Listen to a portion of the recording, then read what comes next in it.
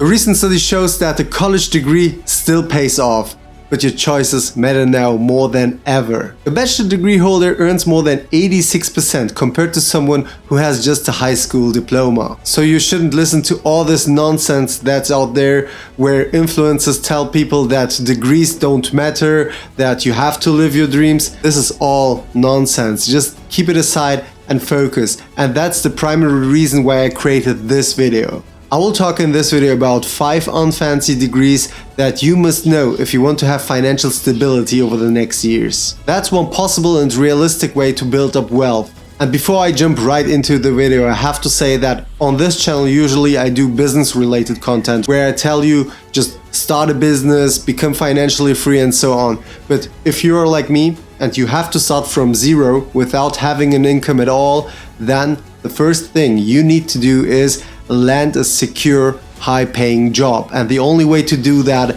is through a secure degree, through an unfancy degree that makes you a good income that you can live off and still save money and invest into your businesses. That was also my way to build up 6 businesses while still working full-time from 9 to 5 for a big company. The first degree I want to talk about in this video, which is underestimated a lot by the people, is the Doctor of Pharmacy. The median salary for a Doctor of Pharmacy was $140,000 as of 2024. Plus it has a positive outlook until 2034 with 5% compound annual growth rate. Once I was doing my own research for this video, I found a fascinating research paper which stated that a Doctor of Pharmacy earns over his lifetime between 5.66 million until 6.29 million US dollars. But besides the money you can earn, there are a lot of other advantages as well as a Doctor of Pharmacy.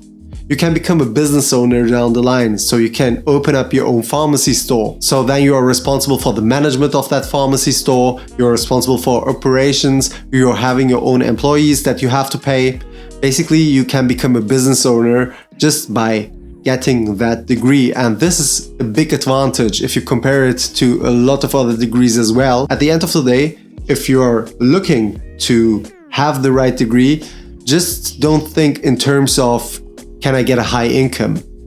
The better question would be, what does this degree enable me to do later on in my life? Like that pharmacy degree that enables you to become a business owner down the line. Additionally, having a Doctor of Pharmacy is very secure and it will remain secure over the next 10 years. Because the healthcare demand is increasing and in a lot of countries we are confronted with an aging population. And the more medicine advances, the more complex therapies will get, right? And as a Doctor of Pharmacy, you are the true expert in that field. Plus another advantage, which is not talked that often about, but is really important from my point of view, is the independence you get in terms of geography. Because if you're a Doctor of Pharmacy, you can basically work everywhere in the world. You're not tied to one location. You are not tied to a circle. You can move completely free because the Doctor of Pharmacy in America is the same Doctor of Pharmacy in China. At least if you have the basic knowledge, you can just maybe get a few certifications extra and then operate your business in different countries. Especially in times of war, especially in times of uncertainty, this type of a job or this type of a degree, better said, would be crucial for your future. And now let's come to our second degree. If you want to have financial stability in your life, it's civil engineering. Civil engineering is one of the core professions to keep economies or cities running. According to the US Bureau of Labor Statistics, in 2024, the median average pay for a civil engineer was around $100,000. Additionally, what's also quite good in this field is that the demand for maintenance and operations will increase in that sector. It's also projected that civil engineering will also grow with a compound annual growth rate of 5% until 2034. And what's even more interesting is in the American Society for Civil Engineering, in their recently published salary report, you could see that the average pay at the moment is around $148,000. Besides the advantages in terms of pay and job stability and security over the next years, it's proven that civil engineers feel fulfilled when they do their job.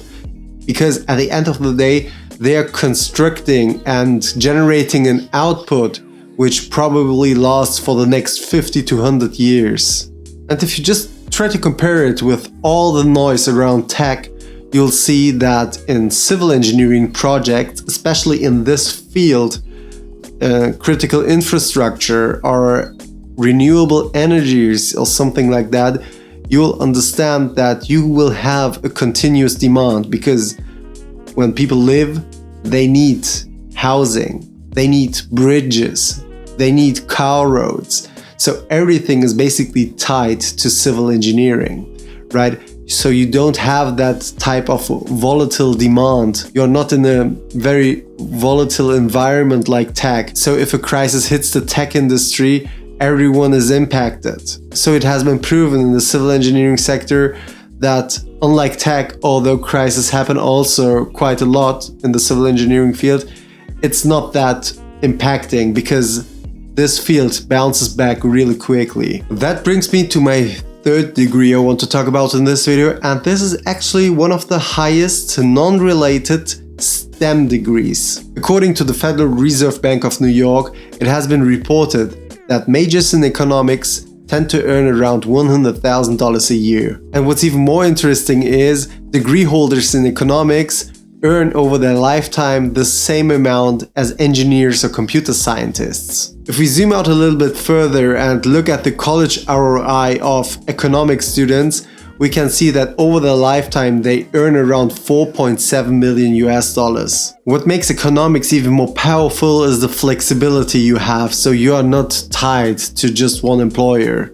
right? Because the same statistics, the same analysis, every company over every sector needs. At the end of the day, economics is not like any other ordinary degree. It's like a toolkit to learn from statistics, finance, and accounting and taxation, so you really get a broad view of different financial instruments within a company that you can use then to level up your skills, maybe start your own business, like be a accountant or a tax professional or something like that down the line as well. So economics also enables you to start your own business down the line. This is also a good advantage.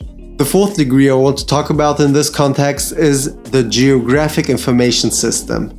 This is a degree which is not that widely known, and geographics is actually much more important than most people even realize. So basically everything is important when it comes to your location, if it's a fulfillment center or a warehouse or a delivery app station or something like that.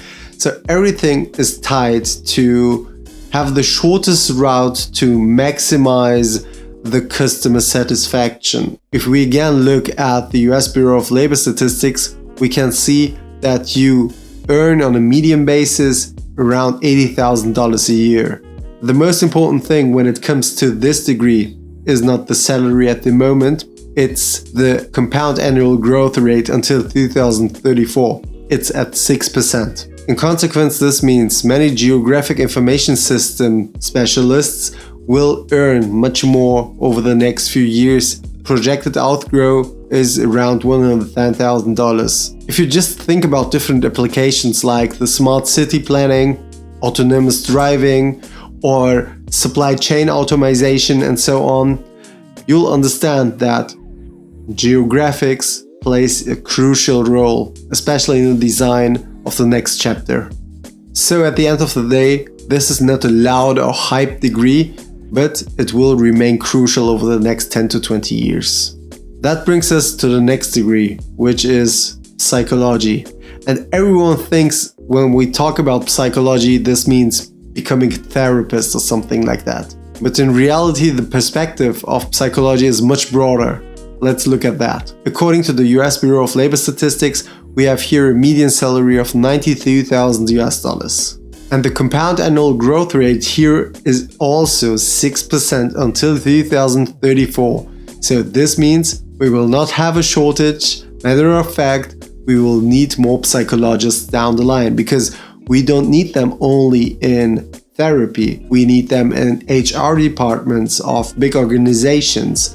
We also need them in UX research, so user experience. When you are, let's say, on an app on your tablet, right, and you are navigating through, then you need a UX research expert. And most of the time, everything is tied to our psychology. Matter of fact, if we like an app or not, we'll decide in the first 10 to 15 seconds or something like that. So at the end of the day, we have to make sure that every service we offer to our customers must be seamlessly integrated, that it makes a fluid experience for the consumers. And that's exactly where psychology and experts from these fields kick in. And what's also really good about this skill is this is also not tied to one specific location.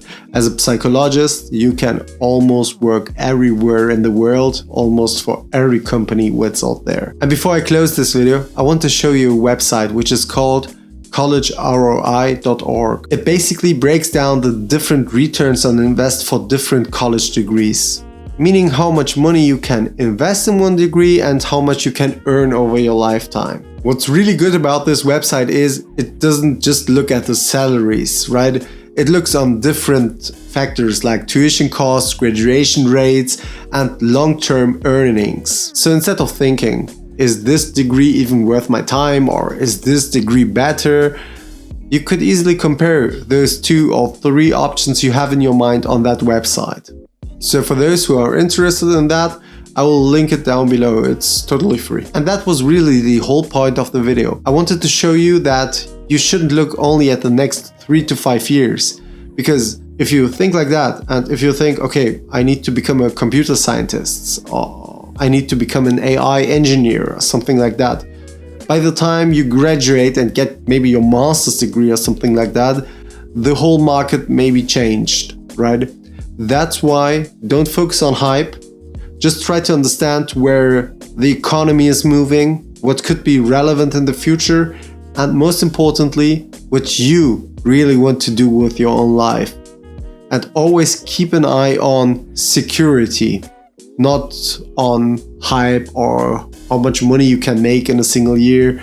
Just look after security if you start from zero.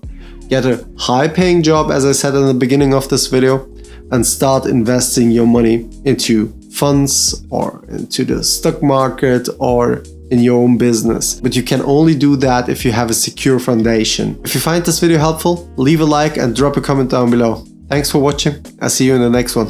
Bye.